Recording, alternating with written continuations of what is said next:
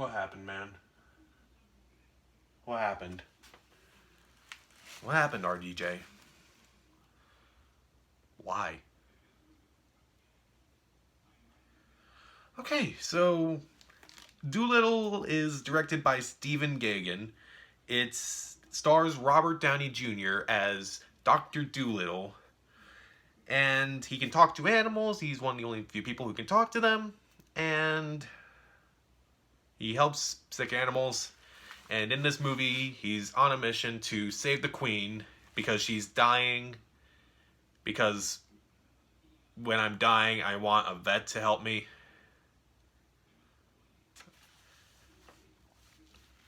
Honestly, this movie did not look good from the start. Like, honestly, when I saw the cast, like, when I heard they were making another Dr. Dolittle movie, I was like, does that really seem necessary? No. Even with, someone like Robert Downey Jr. in the cast, it could be interesting. And this movie has a really big cast and voice actors like Emma Thompson, Tom Holland, Kumail Nanjiani, John Cena, Selena Gomez, Octavia Spencer, Ray Fiennes. It has a lot of people in the voice cast. And this movie was also supposed to come out back last year. It's supposed to come out around April or May of last year. And they decided to push it back to January of this year. Yeah, that's a good sign. When your movie's being moved to January. And the trailers weren't that interesting. They didn't really show off anything that really happens in this movie. Like, you just know that RDJ is Dr. Dolittle and he can talk to animals and he's on various missions in this movie. Well, at least the trailers are honest, because nothing really happens in this movie. Nothing. I mean, there are things that happen in this movie, but I'll get to that. Is there anything good here? Honestly, the only really good things in this movie, first off, Kumail Nanjiani as this ostrich. He's actually kind of funny in the movie. And he has some back and forth moments with John Cena, who voices a polar bear. Honestly, their scenes together were probably the best things in this movie.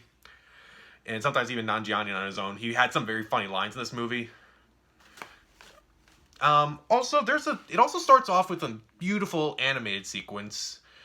And as soon as the movie went into live action, I'm like, this movie would have been better if it was animated. And I think that's where it should have stayed. Everything else in this movie is awful. Awful. Oh, gosh. Oh, my God. Oh, my God. Let's start off with Robert Downey Jr. Coming off of, the MCU. And this is your first big movie after that. Yikes. Because essentially he's doing an impression of Sherlock Holmes and Jack Sparrow at the same time. It just doesn't mesh well for me. All the other performances are pretty bad in this movie. Michael Sheen plays a human villain in this movie. And his performance is so over the top that it makes his performance in Twilight seem subtle. It's that bad.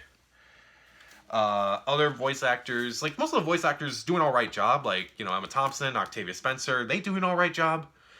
But then there are some that just didn't work for me, like Rami Malek as this gorilla who's afraid of everything.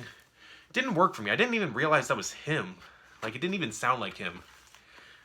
Also, Ray Fiennes is supposed to be this villainous tiger. He's like, he's seeing a bit of a trailer. He's like, hello, lunch. Like, and, he could be intimidating. Like, this guy was Voldemort in Harry Potter. He was the main villain in Schindler's List. And in this movie, he's a tiger who, I'm not kidding, is basically he admits that he has mommy issues and sibling rivalry issues. And I'm like, is this what you're doing, Ray Fiennes? Like, what are you doing? Oh my god. Oh my god. As far as the other human actors go, like Jim Broadbent and Antonio Banderas, they look bored out of their minds while doing this movie.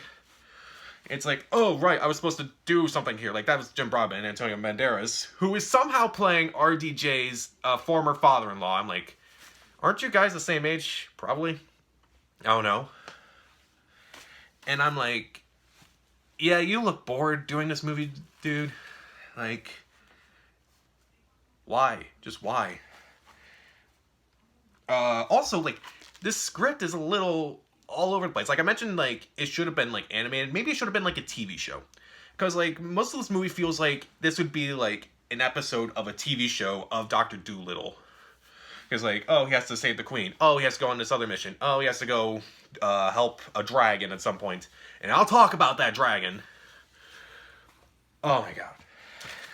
It's so all over the place. And characters are all over the place, too. Like, occasionally it cuts back to Tom Holland's character. He plays a dog in this movie. And it's like, it occasionally comes back to him to be like, yeah, he's in the movie, too. Okay, fine. Whatever. Just stop it. Like, also, like, Selena Gomez and Marion Cotillard, they voice a giraffe and a fox who appear in one scene to help a little kid to get onto the ship that Dr. Dolittle is going on his journey. And they don't appear again until, like, after, like, spoiler alert, until after, like, the end of the climax. Like all these characters, like, not just Dr. Dolittle, but a bunch of the animals that he went on this trip with, like, Emma Thompson, Octavia Spencer, John Cena, Kumail Nanjiani, like, they were all on the ship. They're all coming to save the queen. And, like, the queen is saved thanks to the kid. And all of a sudden, like, the giraffe and fox appear. I'm like, where did you two come from? Where? Yikes. Yikes. As far as the visuals go, they're bad. They're really bad, honestly. These are really lame. They're really lackluster. Like,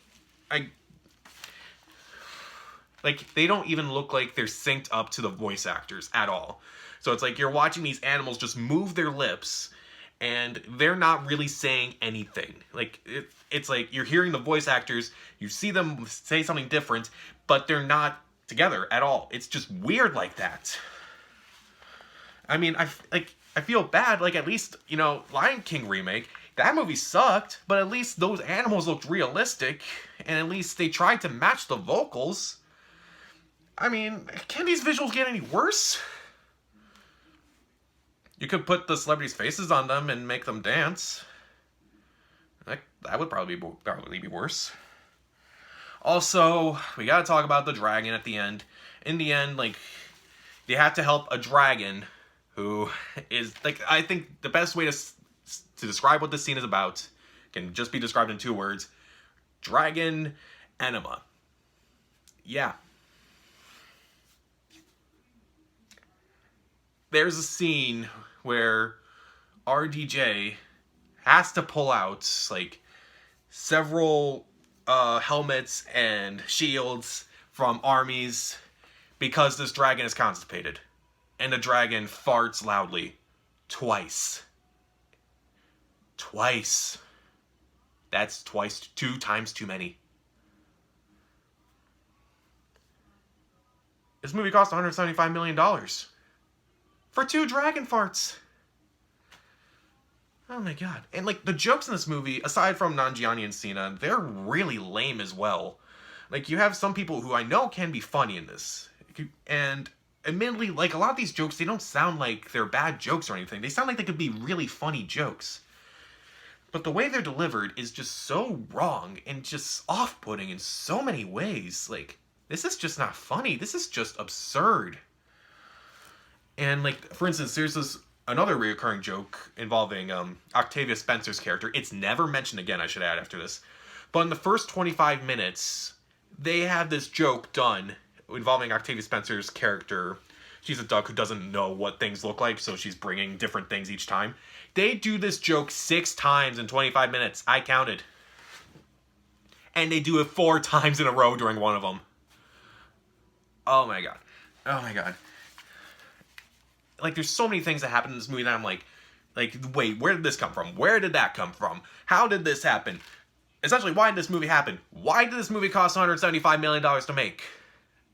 We could have done something great with that, people. Something really good. Something beneficial. We could have done something great with $175 million. But no. Instead, we have RDJ acting like Sherlock Holmes and Jack Sparrow rolled into one person, pretending to talk to animals for an hour and a half for a story that's just all over the place, just absurd, just wrong, just wrong. Like, why did we need this? Who was the one person who actually wanted this movie? Who? Find me that person and have them pay the world $175 million. Because that's the only way I can see that, like, being okay with this movie existing. In the end, Dolittle is just absurd. It's just wrong in a lot of ways. It's unfocused. It's all over the place. And honestly, you should have done this as like an animated show on Netflix or something.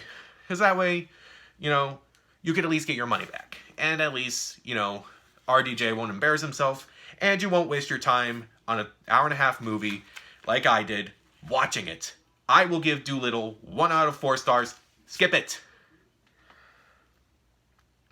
Wow. Wow. $175 million. Who greenlit that? Just why? Okay. So, what is your favorite talking animal movie? Comment down below. Subscribe to the channel. This is Pat, and $175 million, people? Just why? Why?